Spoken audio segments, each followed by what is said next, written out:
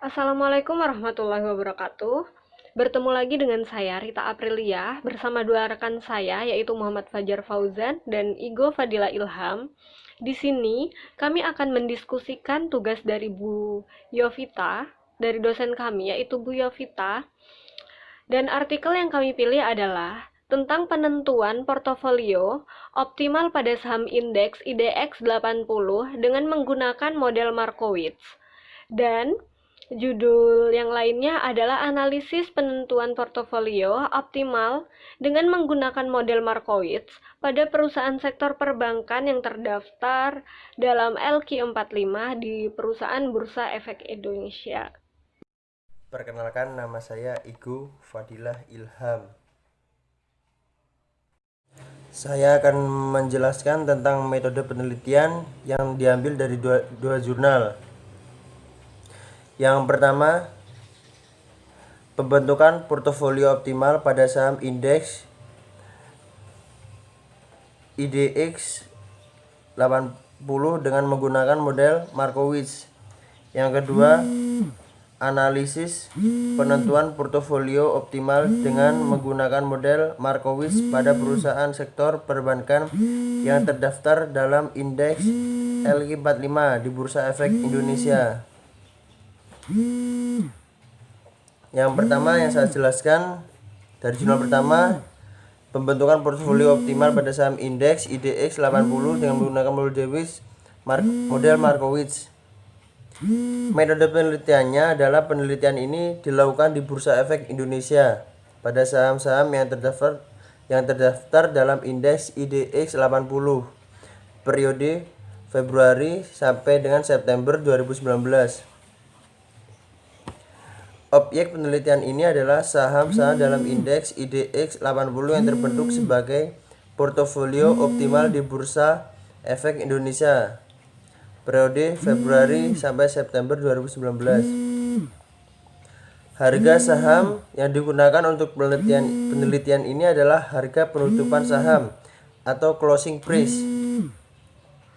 Setiap bulan pada masing-masing perusahaan yang termasuk dalam indeks IDX 80 periode Februari sampai September 2019. Retur saham merupakan hasil yang didapat dalam melakukan investasi berupa capital gain atau loss. Retur saham dalam penelitian ini menggunakan selisih dari harga saham pada saat ini dengan yang sebelumnya pada perusahaan yang termasuk dalam indeks IDX 80 periode Februari sampai dengan September 2019. Selanjutnya, SP retur saham merupakan hasil yang diharapkan dari investasi dilakukan investor di masa mendatang. Expected return saham pada penelitian ini adalah rata-rata return saham yang terdaftar pada indeks IDX 80. Selanjutnya, resiko saham. Resiko saham adalah resiko yang terjadi ketika terdapat perbedaan antara return aktual dan return harapan. Resiko saham ada penelitian ini dihitung menggunakan standar deviasi pada perusahaan yang termasuk dalam indeks IDX 80. Selanjutnya, koefisien korelasi menunjukkan seberapa besar hubungan antara satu saham terkait dengan saham lainnya pada perusahaan yang termasuk dalam indeks IDX 80. Selanjutnya, expected return portfolio merupakan rata-rata tertimbang dari return ekspektasi masing-masing saham dalam portofolio yang dihitung dengan menggali expected return masing-masing saham dengan bobot atau proporsi saham dengan portofolio. Expected return portofolio perusahaan yang termasuk dalam indeks IDX 80. Resiko portofolio merupakan penjumlahan dari kovarian dan dengan proporsi masing-masing saham yang ada di dalamnya. Maka resiko ini dapat dituliskan dalam bentuk perkalian metrik antar metrik kovarian dengan metrik proporsi masing-masing perusahaan yang termasuk dalam indeks IDX 80. Selanjutnya dari jurnal analisis penentuan portofolio optimal dengan menggunakan model Markowitz pada perusahaan sektor perbankan yang terdaftar dalam indeks LQ45 di Bursa Efek Indonesia. Metode penelitiannya di sini dibagi 3. Yang pertama, metode pengumpulan data. Yang kedua, operasional variabel. Yang ketiga, metode analisa data. Yang pertama, metode pengumpulan data adalah pengumpulan data. Pada penelitian ini dilakukan menggunakan studi dokumentasi yang mana dilakukan melalui dokumen-dokumen dan tidak secara langsung ditujukan kepada objek penelitian. Teknik dokumentasi menurut Sugiono merupakan catatan peristiwa yang sudah berlalu. Data yang dikumpulkan berupa harga saham, sampel penelitian. Yang kedua, operasional variabel. Definisi operasional adalah penentuan konstruk sehingga menjadi variabel yang dapat diukur. Menurut Indriantoro dan Supomo, dalam operasional variabel terdapat unsur yang dijadikan sebagai dasar dari penelitian. Hal ini dimaksudkan agar tujuan penelitian tercapai. Yang ketiga, metode analisa data. Metode penelitian yang digunakan dalam penelitian penentuan portofolio ini adalah metode Markowitz. Sedangkan proses perhitungannya dilakukan dengan menggunakan Microsoft Excel. Perkenalkan, saya Muhammad Fajar Fauzan. Oke, baik, saya di sini akan menjelaskan tentang hasil dari penelitian jurnal ilmiah dari Nikadek Arista Dewi Made Reina Chandra Dewi yang berjudul Pembentukan Portofolio Optimal pada Saham Indeks IDX 80 dengan menggunakan model Markowitz. Oke, hasil dan pembahasan. Hasil penelitian ini meliputi proses dari penentuan pembentukan portofolio optimal pada saham indeks IDX 80 periode bulan Februari sampai dengan September 2019. Dari hasil dan pembahasan kali ini ternyata ada beberapa tahap-tahapan proses agar terdapat mana yang termasuk dalam kategori saham optimal. Tahap yang pertama adalah mencari harga penutupan saham atau closing price. Untuk tahap yang kedua adalah setelah kita mengetahui closing price, menghitung return dan expected return masing-masing saham. Untuk tahap yang ketiga adalah menghitung standar deviasi masing-masing saham sampel penelitian yang memiliki expected return positif. Kemudian untuk tahap yang keempat adalah menghitung korelasi antara saham yang menjadi kandidat portofolio optimal.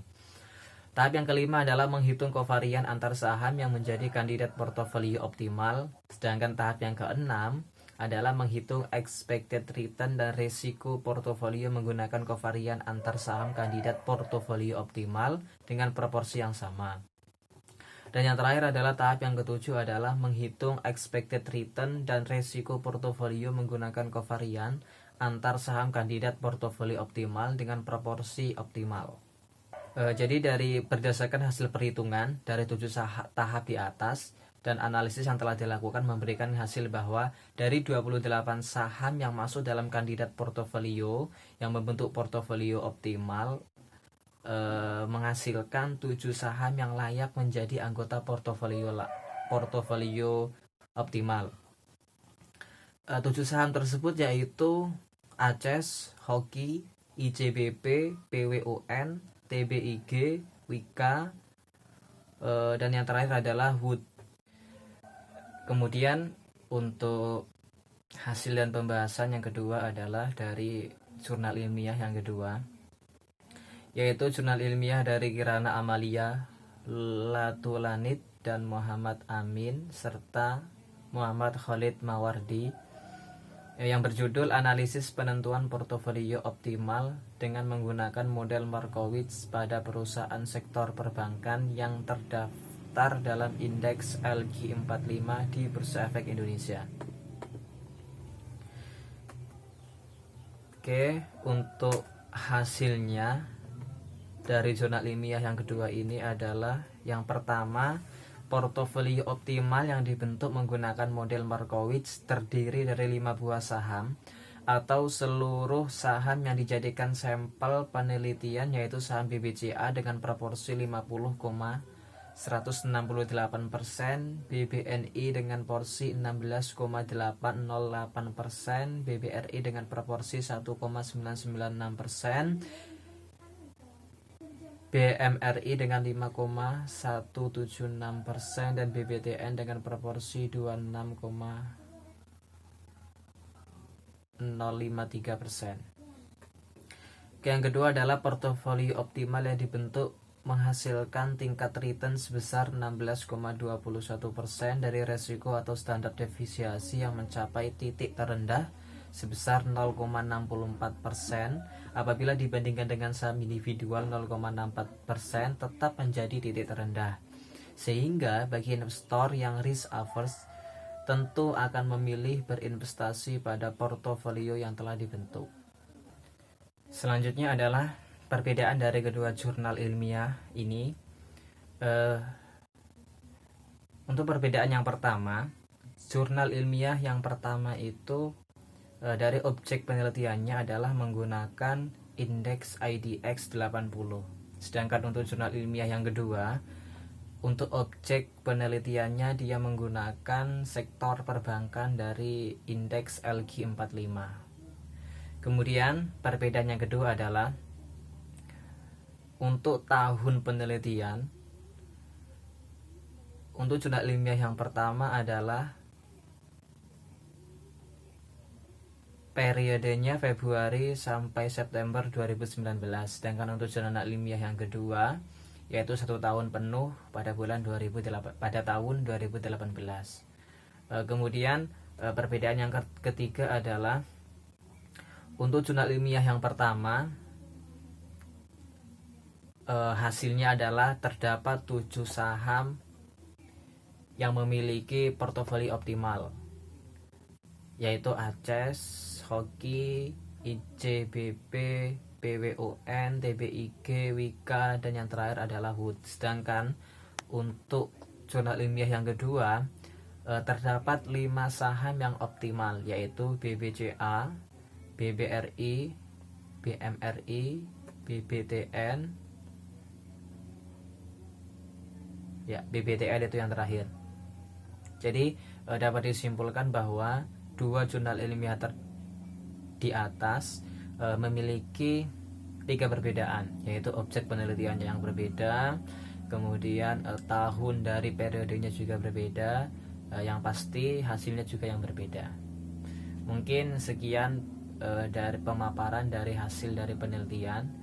Untuk kurang lebihnya saya serahkan kembali ke moderatornya. Dari penjelasan diskusi kelompok kami, jika ada kurang atau lebihnya mohon dimaafkan. Dan jika ada yang ditanyakan bisa chat diskusi secara internal melalui kelompok kami, bisa chat saya, Mas Igo atau Mas Fajar. Terima kasih. Assalamualaikum warahmatullahi wabarakatuh.